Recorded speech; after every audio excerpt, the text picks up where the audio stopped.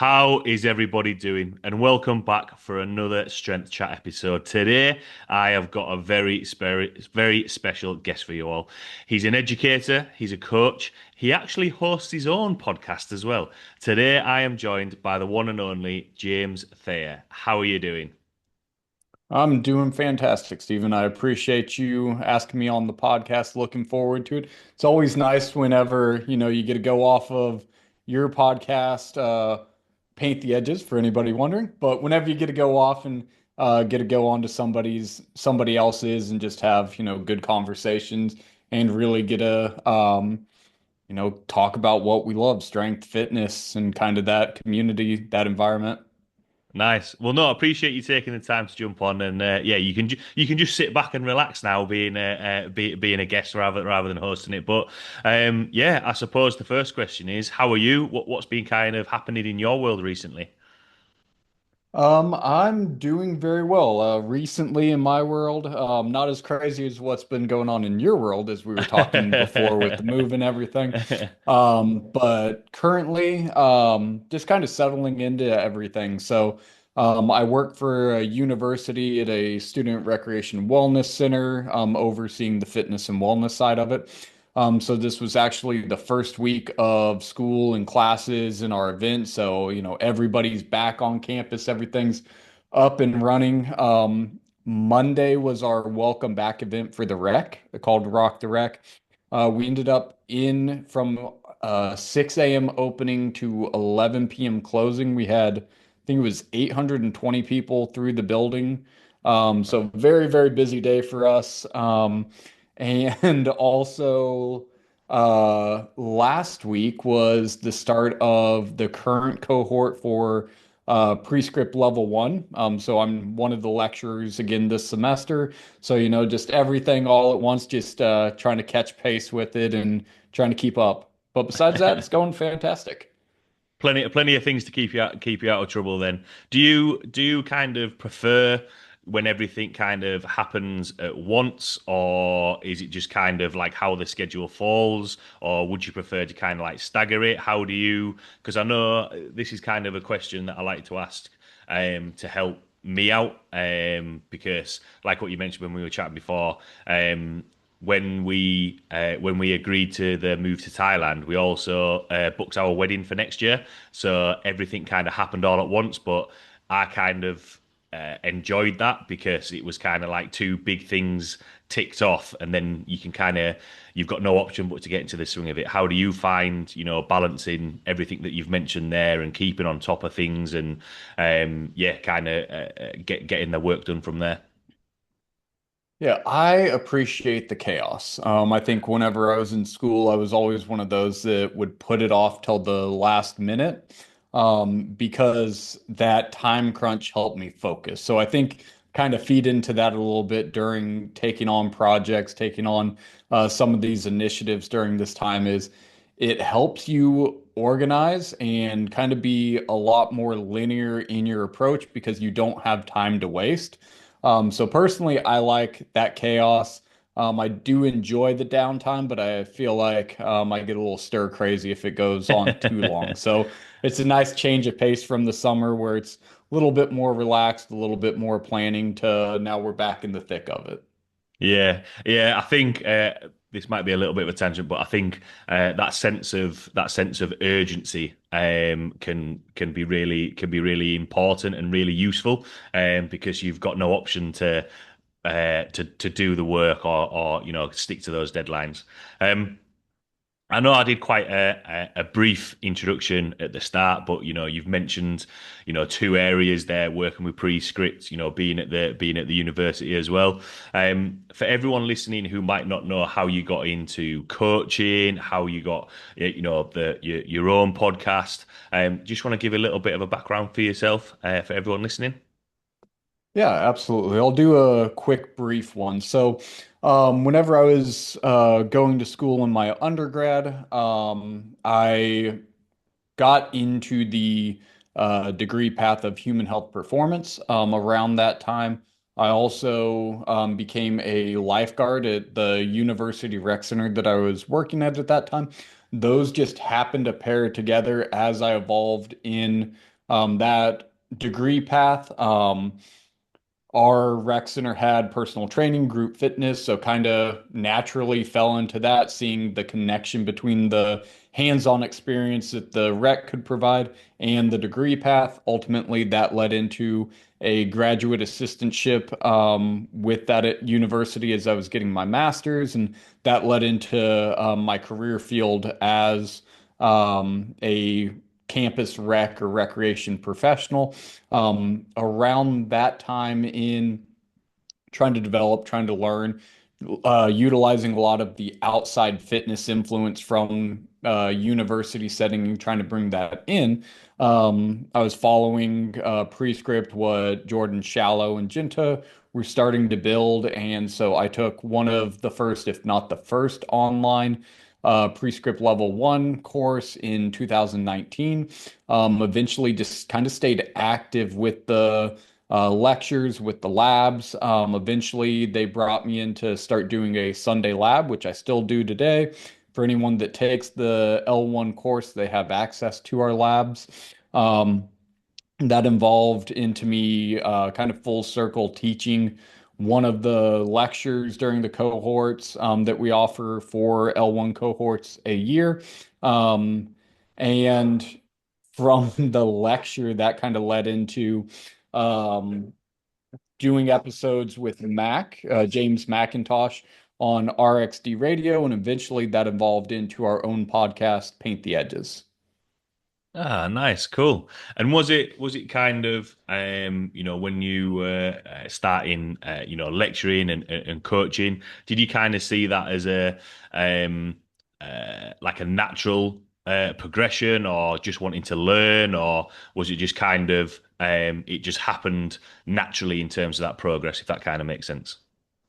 Yeah, so I didn't necessarily have an objective to be a lecturer. I think an aspect of it, through the university setting, I presented a lot of conferences nationally, regionally, and so there was always that kind of tie-in. And as Prescript evolved, being able to have more offerings so more people could attend the live lectures, it just created that opportunity that I was able to take advantage of and be able to not only kind of give back to that community that I helped develop under, but then kind of shift the perspective of not just looking at it in application, which we stress so highly in Prescript, but looking at, can I also teach this and how would I explain this? How would I describe this to an audience? So it's not something I went out to look for, but it kind of just naturally fell in my lap and picked it up and ran with it, and haven't looked back since. Ah, nice, cool. And how do you kind of find because I've followed Prescript for a while now, and has my role changed when I was back in the UK of coach development with coaches that I worked with? How do you find, or how did you find um presenting, speaking, teaching, other coaches, because it's slightly different, or I find it slightly different to speaking to clients in maybe the language that you would use. How did you find it? Yeah, so it's something I've been doing for a long time now. So I've got very, very comfortable with it. But initially, there's definitely that adjustment in how you're going to speak to a client or try to explain to a client because you're limited in potentially that shared terminology of understanding, of the time constraint, and just the interest to teaching to coaches and helping train trainers and instructors, that it allows you to really develop quite a bit to kind of utilize excitement and understanding and shifts in perspectives that you might not be able to do in the same way for clients. There's still education pieces to it, but by no means is it in depth like it is whenever you get to work with other trainers and allow you to kind of go through rabbit holes and see different perspectives and approaches and how multiple pathways might lead to the same solution.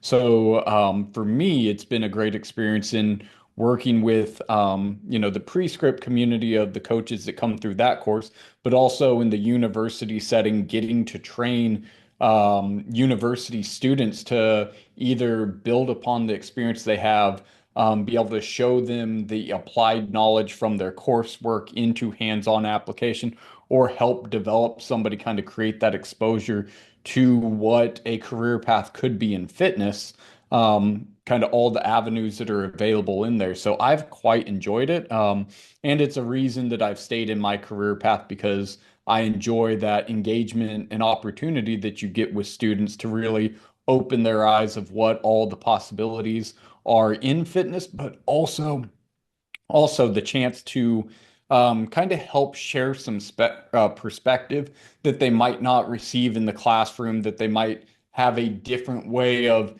getting that knowledge through hands-on application, or being able to build upon what they're learning in lectures or in the lab.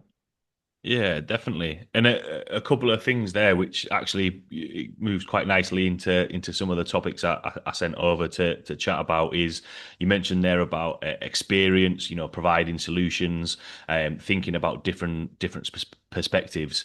And this is something that I picked up through the coaches that I've worked with in their development, which is kind of the programming element of things, and the choosing exercise selection. And I suppose the first question to ask about is how important is exercise selection? Because I think a lot of coaches, when they're first coming in, or people who are looking to develop, already have kind of a bank of exercises. But um, are there less or more optimal exercises, or are there any wrong exercises that you just wouldn't pick at all? And where does that come from? Does it come from their goals? Does it come from their assessments? What's the thought process behind making better choices, if that question makes sense? I realize that was quite a Yeah. long one. Yeah, it's a fantastic question, and I'll try to hit on all components. So if I miss anything, just let me know. I think kind of in that thought process of people coming in with an exercise bank, or kind of understanding exercise, that'd be the first place I look when working with a trainer. If it's with a client, there's not necessarily that same understanding. There's more the guidance towards just doing the exercise, doing the movements. For a trainer or coach perspective, it's what I've found has been very useful is taking the knowledge that they already have and start developing that in a way that they understand exercise not in isolation, but kind of more so how it operates around this movement spectrum, and being able to see shared qualities that exercises have, and kind of the shapes or positions they create, to make a more seamless transition in understanding how to progress, how to regress a movement, and how to avoid just hitting plateaus. What I find sometimes is a client, a trainer, or sorry, not a client, but a trainer or coach might have these preset of exercise of, this is how I understand the exercise. This is how I understand that it should look, or what it's supposed to do. But then taking that and being able to expand that to really see this through line of not just this one possibility. So something that Mac and myself talk about in the programming course was understanding the exercise index, or quality of exercise, through what's the primary. I find most coaches understand the primary. The primary is not the hard thing. So that's, if I'm doing a bicep curl, it's I'm working the bicep. If I'm doing the squats, that I'm going to have, it's a lower body workout to build strength, that there's an incorporation of certain positions, or our quads, our hamstrings, our glutes, where I can use tempos. They understand the primary purpose of this exercise, but starting to index and dive down into what's the secondary reason, what's the tertiary reason, what's the potential benefit of this exercise, and what's the consequence to it. Consequence not being negative, but just what's the impact of having this really starts to evolve that conversation and starts to get somebody thinking more deeply about the exercise. So we can look at, I'll give you an example. Um, so on bicep curls, I can lay out three bicep curls, can lay out a cable high bicep curl, a standing curl, and a dumbbell incline curl, or a preacher curl instead of the standing curl. So with this, there's multiple layers that we can go down in that primary, secondary, tertiary consequence, benefit consequence. The primary being it's a bicep curl. Across the board, we all understand it does this, and that's fantastic. That's a great starting place. That's a foundation. Now we build upon why would I select one opposed to the other one? In some cases, it might just be client preference of, hey, I enjoy doing this. Cool, let's take the win and let's do that. We can also start looking at with that secondary, with that tertiary, what are some additional benefits that this provides? Like a cable high bicep, being that it incorporates positions of external rotation and scapular stability. A consequence to that position is not the most loadable. It's limited in that ability, and oftentimes what we're going to see as a compensation for that is somebody latching on to the other end of the column of the cable and just kind of like hunkering down and losing those qualities where the scap starts to depress, where the elbow drops, and we're going more internally rotated. Um, but in understanding, these are the potential benefits that this exercise can bring about. An individual that are lacking these qualities or need more time in that position to develop a capacity to continue to sustain in that or develop the outcome that they might have some transferability, yes, in the gym towards other exercises in the program as whole, but also some of the issues that we might be trying to address outside of the gym. There's that carryover. Whereas if I'm looking at the preacher curl, it's going to be more of a mid-range position for the bicep. It's externally supported, so it's very loadable. So if I want to drive load as a stimulus, I have that opportunity in that position greater than what the other two that I talked about. With the dumbbell incline curl, this is a way if I have somebody that is very like sternum down or forward rolled shoulders, kind of what we see of like desk bound people or people that are on their phone a lot. This is an opportunity that we're not loading the shoulders, but we're creating a position where somebody can lean back, they can relax on that bench. It's going to open up the chest, and we're still working biceps. We're working the position that that person wants, that they're interested in, but now we're allowing that exposed position of opening up the chest, um, lengthening the pec that might be in a more shortened position. It's going to offer some external rotation. It's going to offer some extension of the arm. And so we're training in that position. So helping to have those conversations while it can be um, very like deep down the rabbit hole, kind of looking through these multiple lenses, it really allows for that evolution of thought process for coaches. Why would I pick this over this? And then whenever we need to progress or regress an exercise, if we understand those qualities that made us choose this exercise, we know if we're regressing it, if we're progressing it, what are the qualities that need to be maintained or what qualities start to drop off in that progression regression. So it's not just exercise here, but truly this spectrum that we can either, if we're regressing, we're able to come back to and we have qualities of the movement or position that we can identify, or in that progression that we're seeing it evolve, that we see it develop, whether that is through load or complexity or intensity, however we look at that progression, but we're able to identify I'm doing it for this reason, or I'm implementing this exercise because the long-term pathway is a series of this exercise, this exercise, this exercise. So it's not just stagnant in the program or it doesn't just hit a plateau. And then we get to the point as a trainer of like, I don't know what to do next. I'm just going to throw everything at the wall because I don't understand it from a perspective of movement progression along a spectrum instead of just exercise that's supposed to do this, exercise that's supposed to do this, and whenever it's not, it's like, I don't know. Yeah, I If thought that that was answers your question. Yeah, it does. There was a couple of things I kind of picked out there. I thought that was a really good explanation, and the two main areas, or the two things that kind of stuck out to me was there's got to be a reason for that. I thought that was a really good explanation. Even something as I always joke with clients, biceps, most important muscle in the body. Everyone likes two tickets to the gun show, but there's a reason why you might pick one over the other. And something that I've said to other coaches as well is, you've got to explain why, because it might be a case of if you're working with a team of coaches, which is kind of my experience. They might ask why. You might have a client that's just curious who might ask why, or come and bring exercises. So if you've got that thought process behind it and you can explain why, um, you can feel confident in your programming, and as well, the thought process of picking one over the other, because with some exercises there's so much choice. Again, touching on just a bicep curl there. You name three or four different exercises that you could use, but um, what's going to have the most reward when you put that in the program? I suppose there was kind of two questions as well, to follow up from that.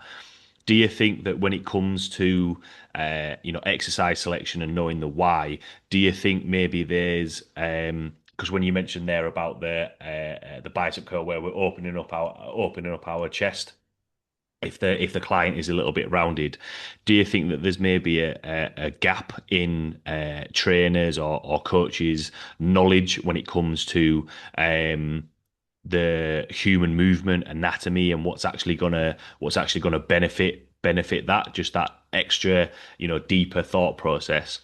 And then the second question would be, do you think that because a lot of coaches want to, this is a little bit of a tangent, but want to make that impression on the gym floor, that they want that client to work hard in that one session, as opposed to thinking bigger picture of how these exercises are gonna impact the rest of the program, across the week, across the month, and beyond? If those two questions kind of make sense.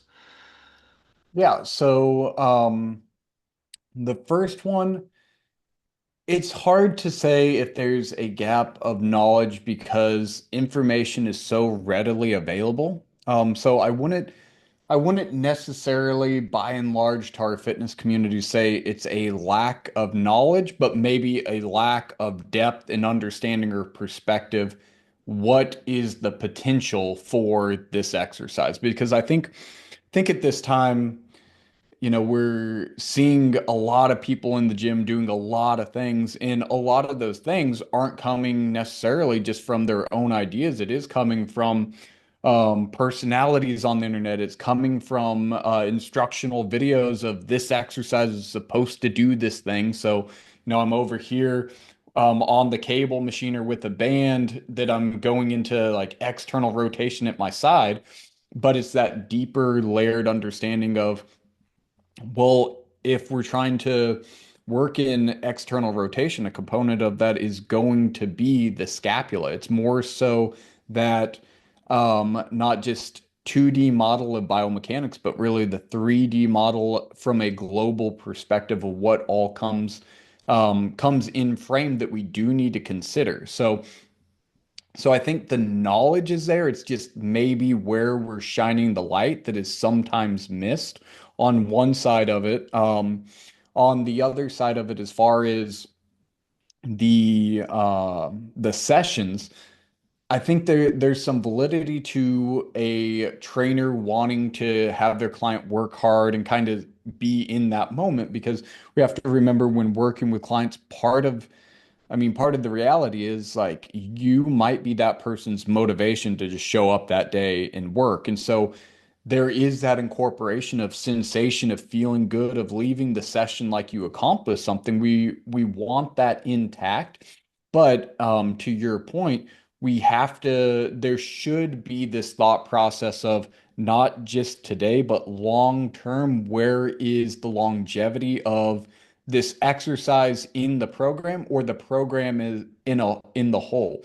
There having that consideration around what is the recoverability of my current program, not just the session that I'm trying to drive sensation of how this person feels or a muscle burn or this was really hard, but really what is the recoverability of this?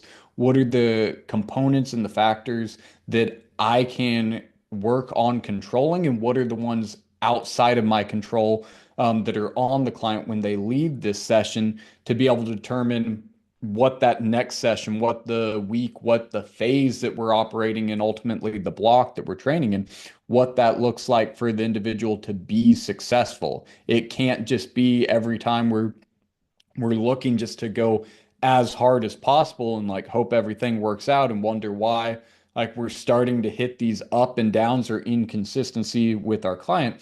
And that doesn't mean we can't train hard. It's just evaluating how we're programming, how we're setting up those sessions for that long-term success, and that everything doesn't have to change all at once. It doesn't have to be an all or nothing model where like I have 6 exercises in my workout. All of them have to progress all at once. I can put this on a much longer period to adapt because with any change in stimulus, it's something that the client has to overcome, that they're having to learn, that it's a challenge. There's a nervous system engagement piece that's coming into play where they're having to figure whether it's more load, whether it's fatigue management, whether it's greater volume, that they're having to calculate what are my energy resources? How do I move in this position? Am I able to maintain this position for the same duration under a greater amount of load?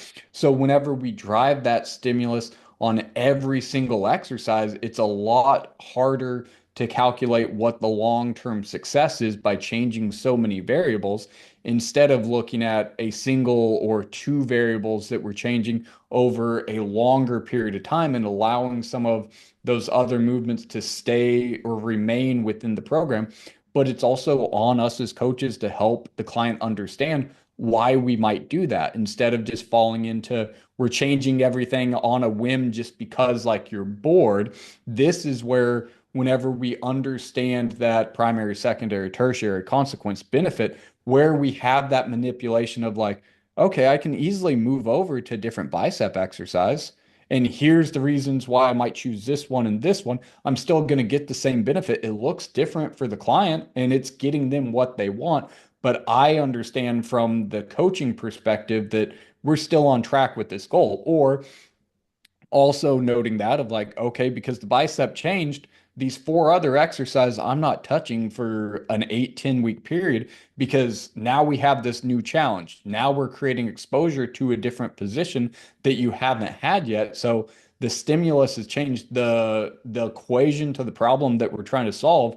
It can't constantly change. We need kind of a set equation to answer and find the solution. So looking at it that way of where we can control stimuluses, but also how we can still provide great customer service to our clients that they're getting what they want, they feel good and accomplished, but manipulating that program in a way that it's sustainable and there's longevity to it and not just constantly switching or changing on a dime for no reason and end up in a place where it's like we're just going in circles or treading water because I don't know what I'm doing because I don't know where I'm going.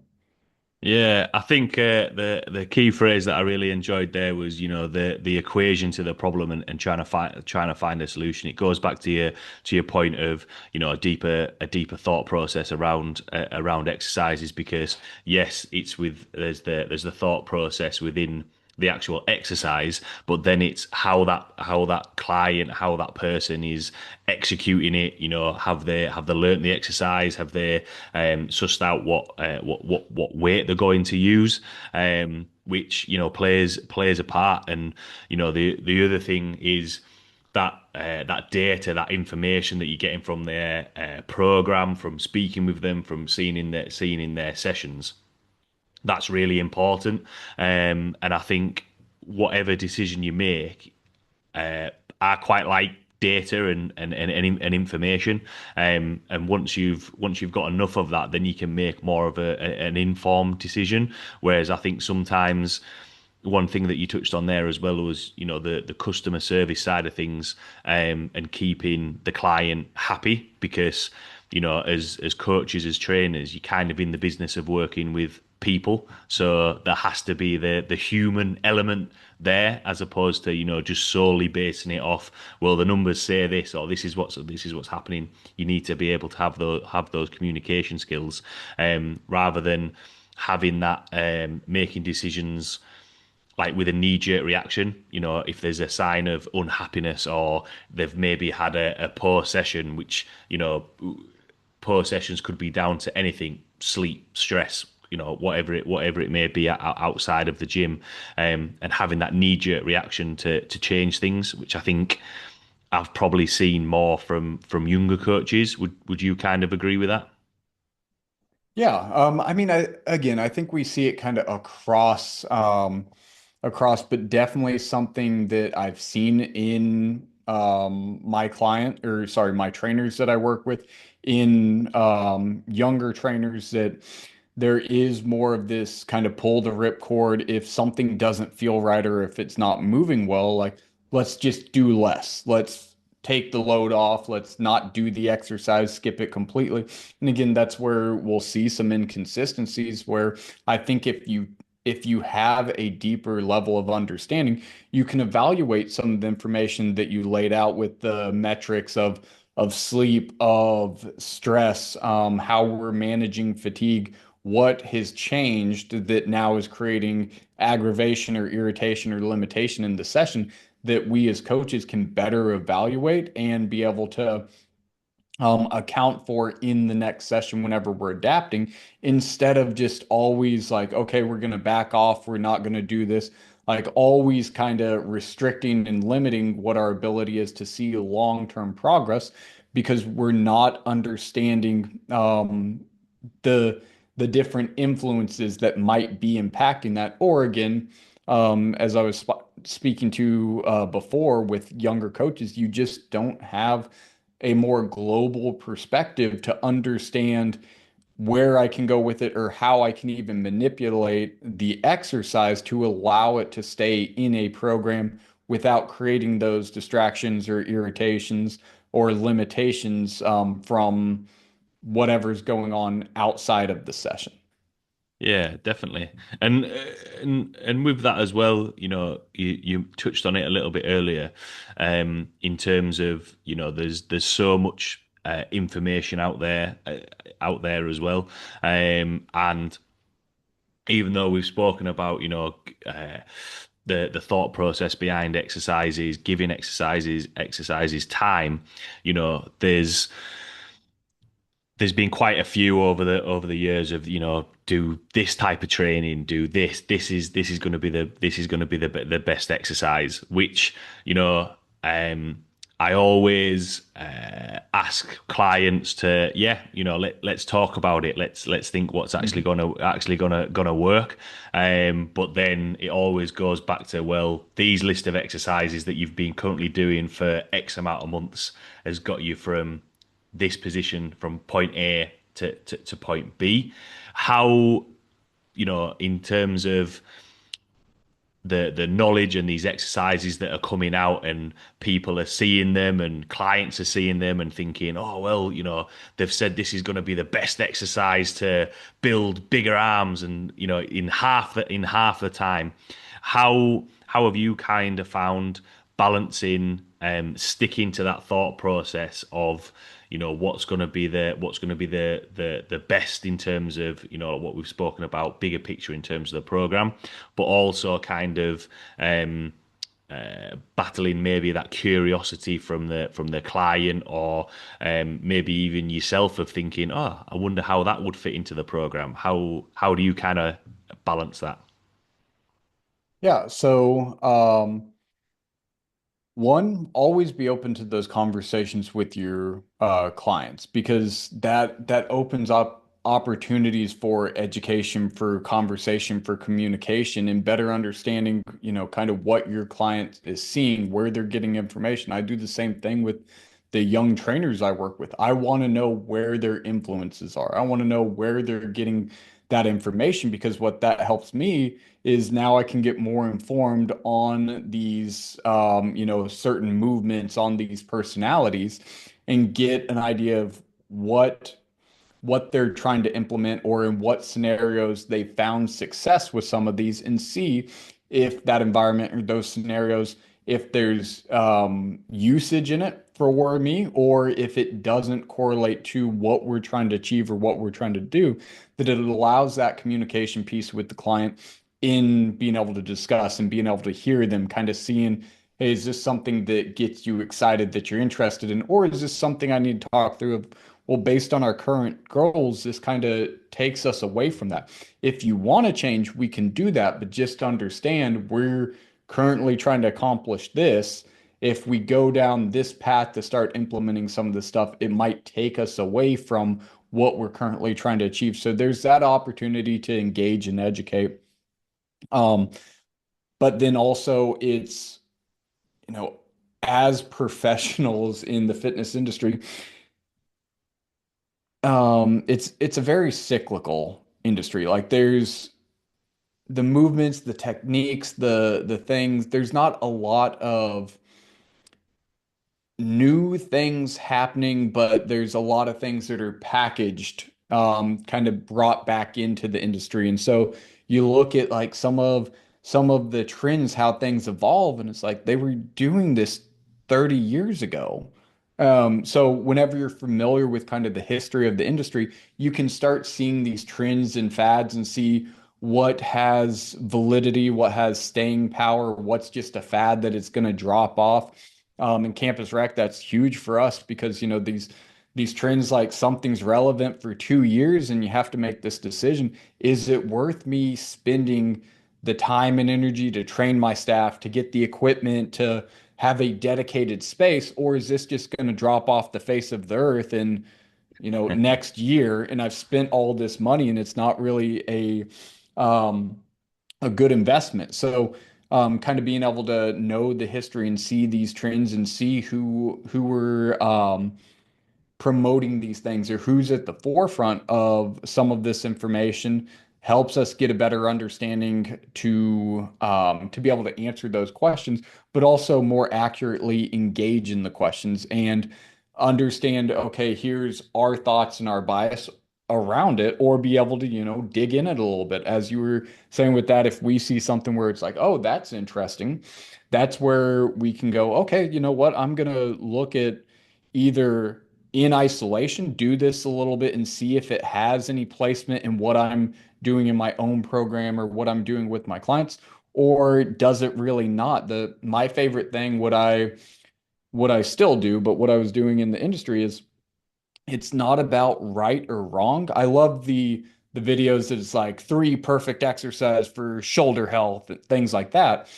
But that thought process and conversation with yourself is, when does this work? But when does it not? What are the circumstances that this wouldn't work for? Because exercise isn't necessarily good or bad. It's who we're trying to introduce it to, and if it is the right stimulus, if they have the capacity to be able to effectively and efficiently execute the movement, or are they limited? And for one exercise, this helps somebody low back pain. For another person, this irritates it and puts them out of training for 2 weeks. So kind of that brain game of going through of, when would I implement this, but when wouldn't I? What are the circumstances that I can identify? And if I get into that conversation with myself and I'm not able to answer that, that's where it's like, hey, maybe I need to look into this more.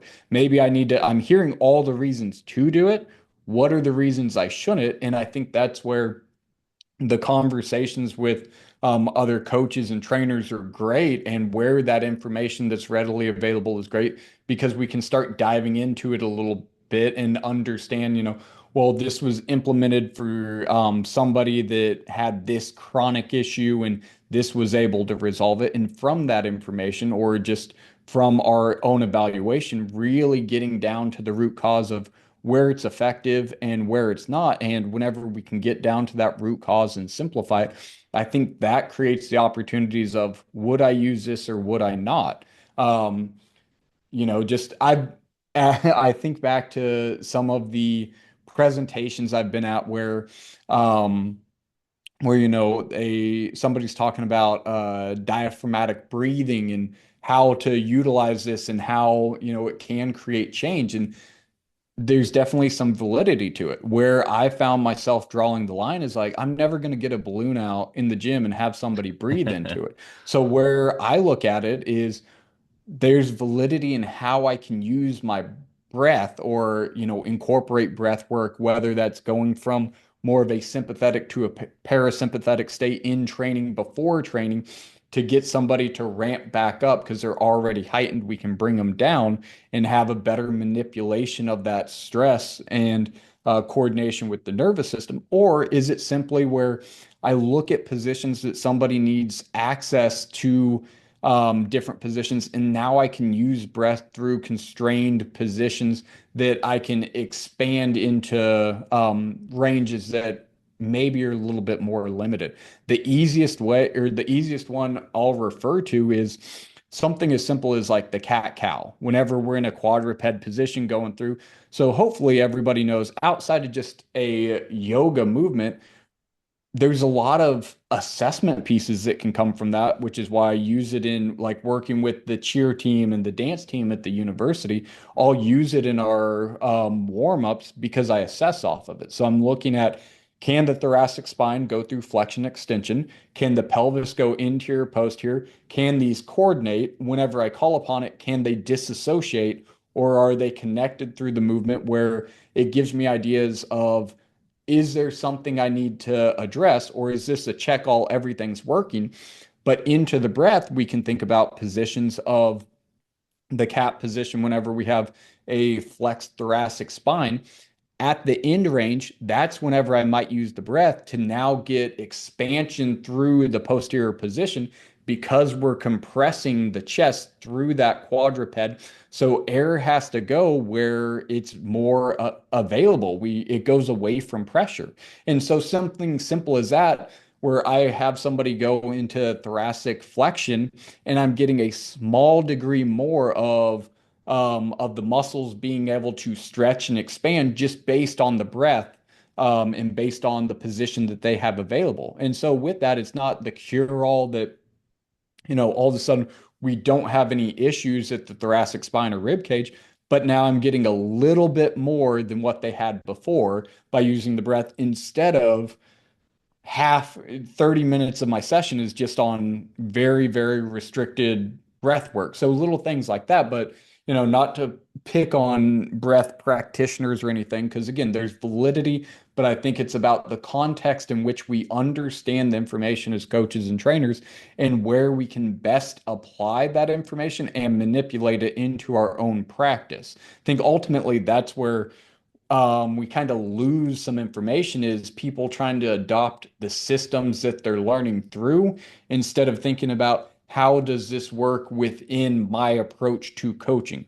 What works and what doesn't? Where can I cherry pick these things? And okay, I'm going to take a few of these things, but I don't have to take the whole system and run it how this coach does it or this trainer because I'm not them. We might have different perspectives. We might approach a little bit. So cherry pick across all mediums. It's more so up to the coach to be able to have that perspective and have done their due diligence to understand like where depth on this can go far, far. Because there's doctorate degrees in anything and protein synthesis in I'm sure there's you can get your doctorate in like bicep training from somewhere, I'm sure, but it's that understanding of do I need to go that deep to just be able to do some curls, or can I take the information and look at how I apply it and see if it influences my decision of working with the client? Because ultimately, that's what matters is getting the results with the client. So I think, to bring it home in this conversation, I think younger trainers, that's an aspect that can look to develop in trainers and coaches across young. Not only is just they have more of an advantage because they're not, so biased or jaded to the industry, but where we can understand. it in application where it fits for how we coach and how we train, and be able to leave some of it away if it's not useful or not useful for that client or not useful at that time, knowing when to incorporate and when it shouldn't be incorporated. Yeah, definitely. I think a couple of points from there, especially when talking about, new exercises. I think there's how I see it in my head is there's a consistent band of exercises or techniques that have stood the test of time that you know they're going to work, and then there's the curiosity which goes up and down in terms of oh well, will we try this? Oh no, that's gone from there, and then you kind of add in things to the things that consistently work, but these newer things that cycle round just kind of go up and down, but it's always tying into what you've said there is just having conversations about these things. Do they fit? Do they work? Would we use that? Is it right for that client? Is it right for where they are for where they are in their program? And when it comes to um, the newer exercises, or it's just that application. How can you apply that, especially when you're speaking there about breath work. I actually had a conversation earlier this week with an online client about breathing.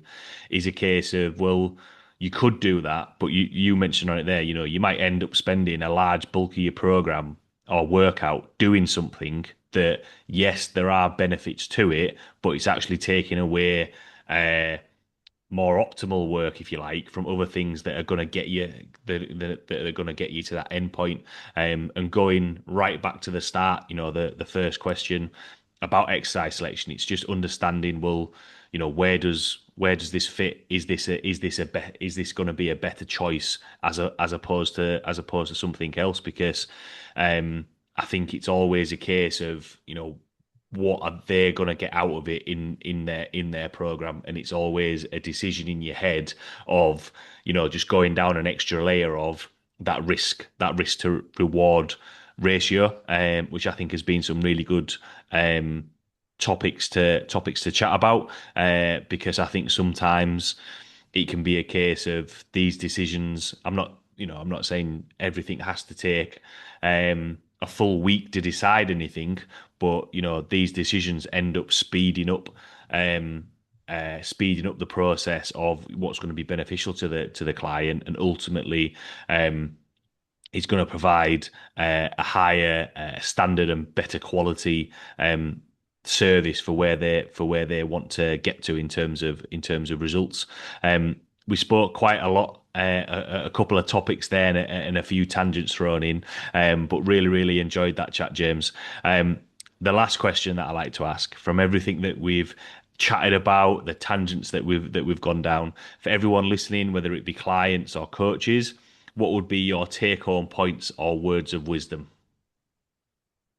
Let's see. I think a take-home point just kind of evolving from the conversation is that evaluation for the workout and warm up or prep drills or corrective exercise, whatever terminology you want to use, be able to evaluate, is this the minimum effective dose instead of the maximum? To kind of to that point of, it taking a large portion of the time or extending the time in the gym that somebody doesn't have, what is the least that I can get away with to get me into the workout? Because the workout is supposed to be the thing that we're there for. The warm up is supposed to prepare us for the workout. So we're looking at the workout. What are the things that we need to be successful to get into the positions to prepare for the imposed demands that are going to happen in the workout? What is the least amount that we need to do? I think that helps shave off a lot of the excess that we might see in thinking about the minimum. But what I think that also does is creates a better correlation to understanding what we have in preparation for the workout, if it's effective or not. There shouldn't be these segments where we do this and then we do this, and there's not a lot of relatability or transferability that we can directly see. we should be doing things that we can see how it's impacting or how it's influencing, because that gives us information, that gives us feedback in the assessment that the whole session should be, if we need to change something, if we need to manipulate something, if we need to use a cue that needs to continue into the workout, if we need to change in a constrained position, or if what we're asking the person to do is just too great of a skill level or too demanding for that day, where now we need to look at like changing what we're asking of them to do. So finding the minimum effective dose, making sure that it's truly having an impact on the workout by having a smoother transition and not just seeing workout, warm up as separate, but how these start to manipulate together, because it's going to be able to tell us, is this effective or is it not? We shouldn't get into our third set of our primary lift and be like, oh yeah, the thing that we were trying to do in the warm up, it's still a problem.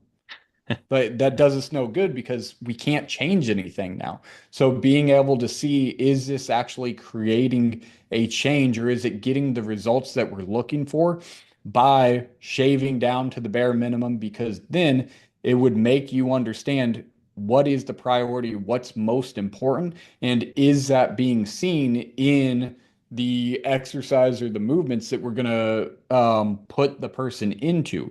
If I need somebody to be able to get overhead, I should make sure that, their scap's working. I should make sure that they have the ability to disassociate their rib cage from their arm.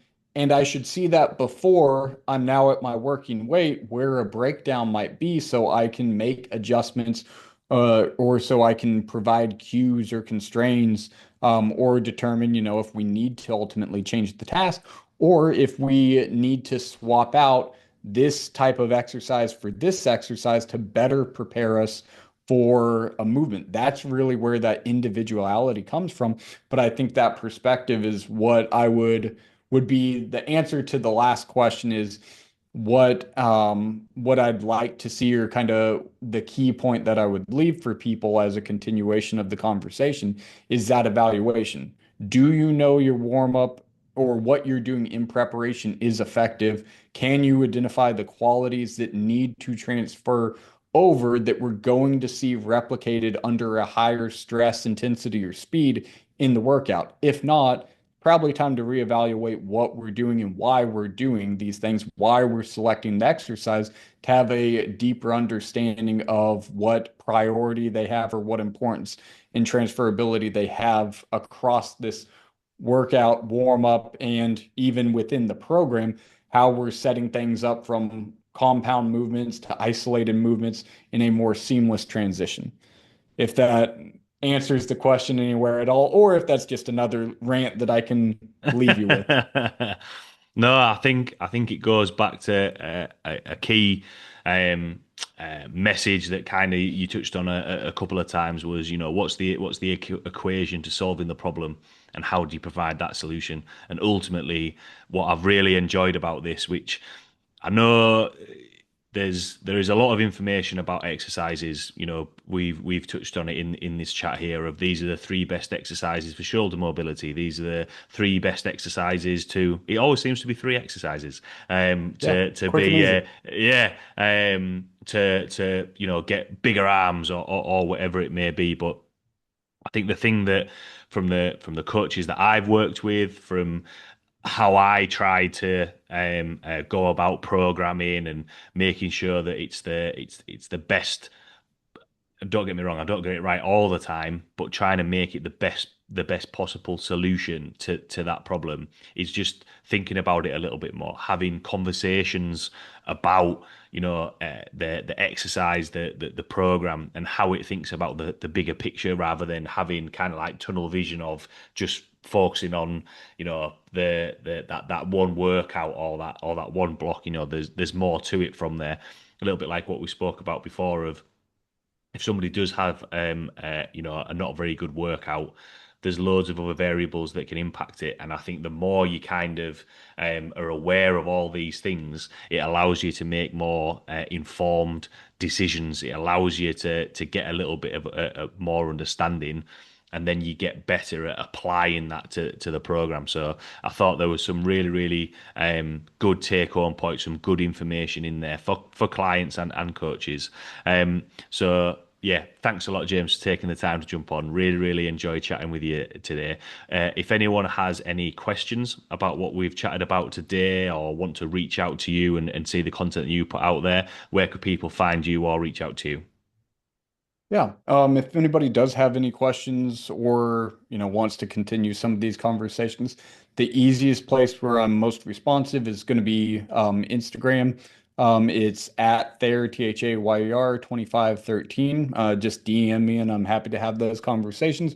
Or if you're wanting to hear more of these discussions outside of just your podcast, as you mentioned in the intro, myself and James McIntosh are also on a podcast called Paint the Edges that releases every Sunday, that we go over a variety of topics and have some interesting stories that we'll discuss from time to time. But I assure you, there is fitness in those stories. So either of those is, a great place to find me to learn some more about it, and just reaching out directly is always easier to have those conversations and discussions. Awesome. Well, thanks a lot, James, for taking the time to jump on. Like I say, really, really enjoyed the conversation today. Thanks a lot to everyone listening, and I will see you all next week.